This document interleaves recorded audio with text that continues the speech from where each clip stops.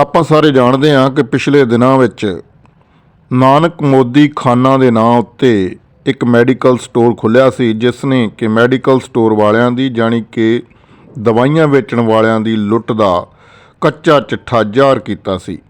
ਕਿਵੇਂ 300 ਰੁਪਏ ਵਾਲੀ ਦਵਾਈ 30 ਰੁਪਏ ਦੀ 3 ਰੁਪਏ ਦੀ ਵੀ ਮਿਲਦੀ ਹੈ, ਅਜਿਹੇ ਜਿਹੜੇ ਖੁਲਾਸੇ ਆ ਹੋਏ ਸਨ। ਲੇਕਿਨ ਇਸ ਤੋਂ ਵੀ ਅਗਲਾ ਸੱਚ ਇਹ ਹੈ ਕਿ ਪਿਛਲੇ ਅਨੇਕਾਂ ਵਰ੍ਹਿਆਂ ਵਿੱਚ ਜਦੋਂ ਸ਼ਫਾਖਾਨਾ, ਦਵਾਖਾਨਾ ਜਾਂ ਡਿਸਪੈਂਸਰੀਆਂ ਦੀ ਗੱਲ ਹੁੰਦੀ ਸੀ, ਉਦੋਂ ਮਰੀਜ਼ਾਂ ਦਾ ਇਲਾਜ ਕਿਵੇਂ ਹੁੰਦਾ ਸੀ, ਉਦੋਂ ਮਰੀਜ਼ ਕਿੰਨੇ ਹੁੰਦੇ ਸਨ।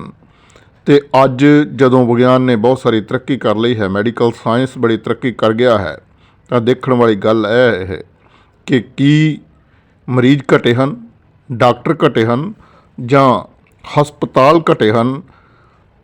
ਤਾਂ ਹੈਰਾਨੀਜਨਕ ਗੱਲ ਇਹ ਹੈ ਕਿ ਆਏ ਦਿਨ ਖੁੰਭਾਂ ਵਾਂਗੂ ਦੁਕਾਨਾਂ ਦੇ ਵਿੱਚ ਰੂਪ ਦੇ ਵਿੱਚ 5 ਸਟਾਰ ਹੋਟਲਾਂ ਵਾਂਗੂ ਹਸਪਤਾਲ ਵਧੇ ਨੇ, ਮੈਡੀਕਲ ਸਟੋਰ ਵਧੇ ਨੇ, ਡਾਕਟਰਜ਼ ਵਧੇ ਨੇ ਅਤੇ ਉਹਨਾਂ ਦਾ ਧੰਦਾ ਦਿਨ ਪ੍ਰਤੀ ਦਿਨ ਵਧਿਆ ਹੈ।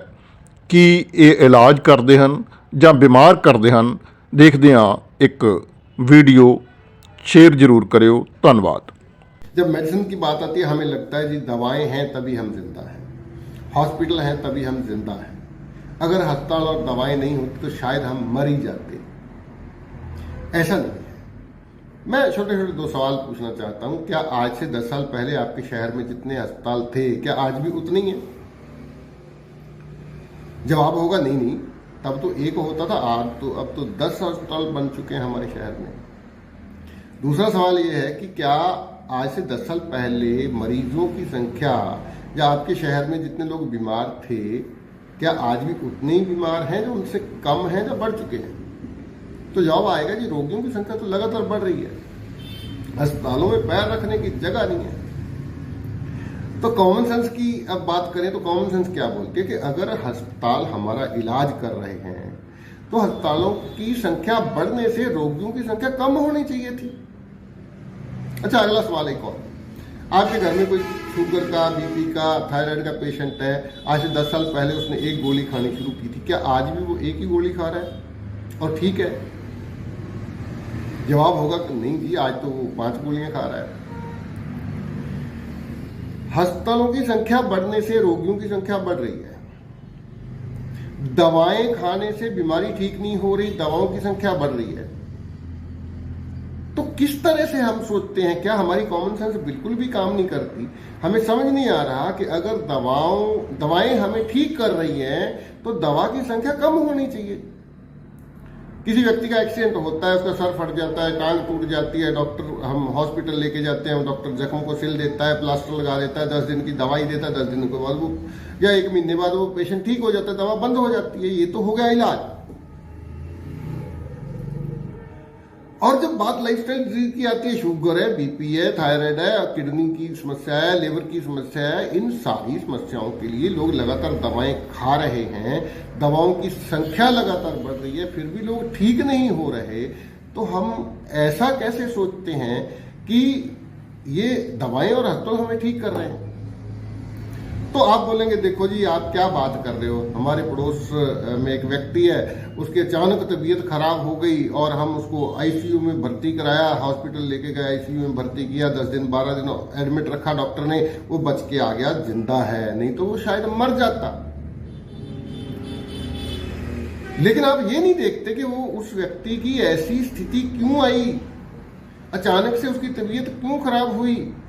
क्योंकि उस व्यक्ति ने, उसी अस्पताल ने या उसके आसपास के किसी डॉक्टर ने जब उसको जुकाम हुआ तो दवा खिलाई, जब उसको खांसी हुई तो भी दवा दी, जब उसको बुखार हुआ तो भी दवा दी। जब जब हमारे शरीर ने गंदगी को बाहर निकालने की कोशिश की, लूज मोशन हुआ तो भी दवा खाई। जब जब हमारे शरीर ने गंदगी को बाहर निकालने की कोशिश की, हमने उसको रोका, दवाओं के सहारे हमने शरीर को गंदगी बाहर निकालने से रोका। और जब वो गंदगी जमा हो गई, जहां गंदगी जमा होती है वहां बैक्टीरिया, कीटाणु पैदा होते हैं। तो ऐसे कीटाणु पैदा हुए जिन्होंने उस शरीर को बीमार कर दिया। हमें वही दिखाई देता है कि अगर हम उस स्थिति में नहीं लेके जाते हॉस्पिटल तो वो नहीं बचता। अरे भाई, अगर ये दवाएं नहीं होती तो वो उस स्थिति में आता ही नहीं कि उसको हॉस्पिटल या आईसीयू में भर्ती करना पड़ता।